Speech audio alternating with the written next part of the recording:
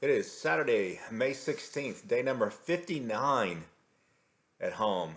And I don't know, you would think a tornado came through here last night. I just want to show you guys. Kimberly keeps telling me I do not need to get a haircut, and I'm dying because it's been 2 months. And I don't know, what do y'all think? I'm ready to get it cut soon. I think I'm just going to shave it all off.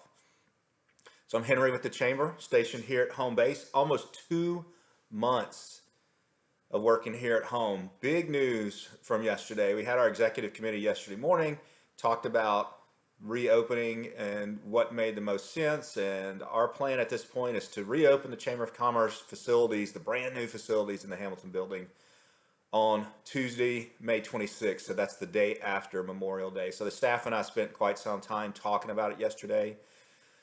We're going to take a look at the city's reopening plan just to see how they plan to protect themselves and or their customers. And Monday morning, we're going to talk about that. So we'll have a week to get ready for it. So that's Tuesday, May 26th. The chamber office will be back open. Yesterday, we talked quite a bit about the Hotter Than Hell and how they had to make the decision, among others, make the decision to change their event this year to go virtual. And I've been following this on social media, and about 95% of the people I see posting, they get it.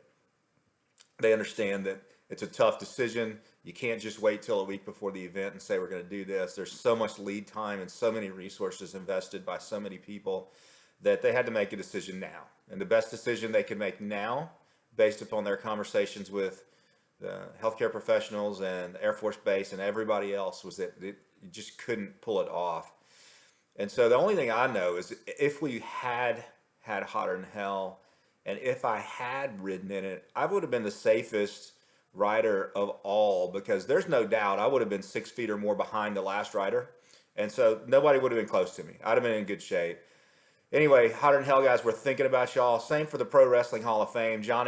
Cowboy Johnny Mantell and his crew were supposed to have the Hall of Fame induction ceremony this weekend, where wrestling fans and wrestlers from all eras come in from all over the world, really. The great Kabuki was supposed to be coming in, and I'm heartbroken for him, but what are you going to do? You can't change this situation, and so people weren't going to be able to fly in to get here. Hopefully they can pull it off later this year.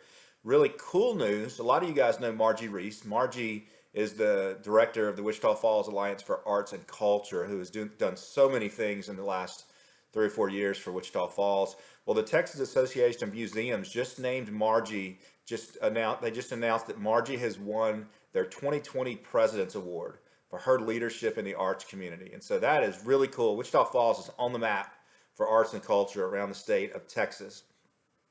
Yesterday, one of our viewers noticed something in the background of my professional set here, that when we set this up and moved all the junk out of the way, this little guy right here, Howdy Doody, is from a TV show, God, I don't know, 60, 70 years ago. I don't know how long. I've never actually seen this show, but my dad was a big fan because he actually looked like this guy when my dad was a kid. And so I found this in a thrift shop about 8 or 9 years ago and picked it up. Howdy Doody. So it's kind of like Papa Flo. My dad's hanging out. He passed away in 2012, but it's kind of like he's just here, hanging out, mischievous little smile like he always had. So the kids are done with the school year. And funniest thing, 8-year-old Callie said she's so excited to move to the 3rd grade. And I asked her why, and she said, because I get to take the STAR test. Boy, she is going to learn.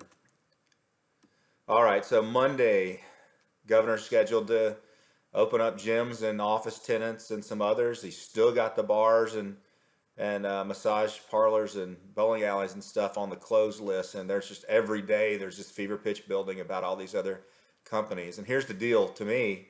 If you're saying that we're not worried about essential anymore, that's not the conversation about essential businesses. Now it's just about how do we make people safe and what sort of arrangements will not keep people safe.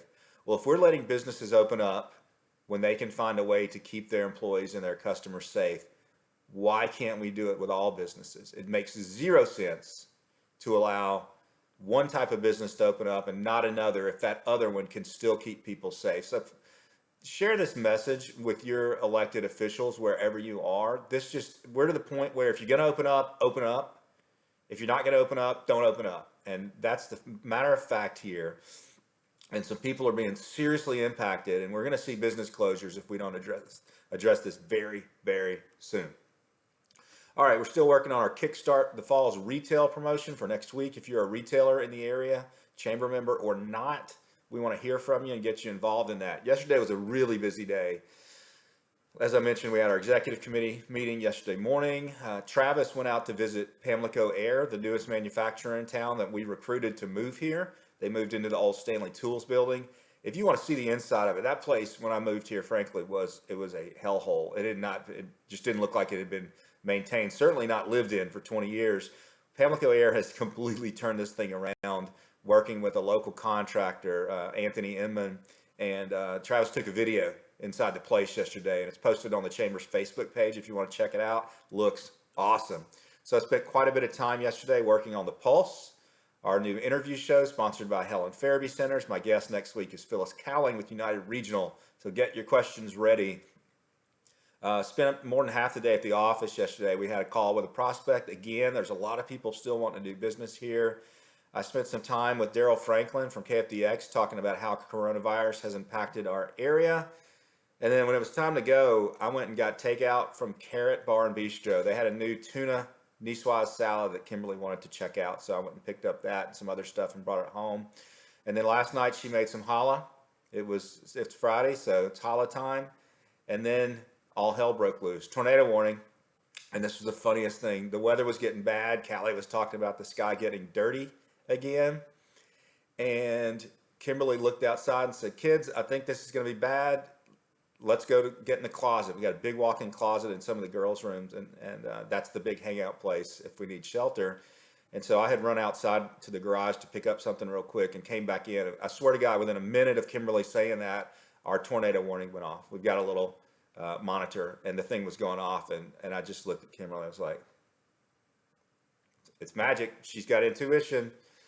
And so we spent quite some time watching the news and going back and forth from the shelter. And the funniest thing, Kimberly made this loaf of challah. It was like this big. And we told the kids to go get all the stuff that they needed. And most of them got blankets, iPads, bike helmets. Dakota comes back with this big loaf of challah sitting in the closet because it was a necessity.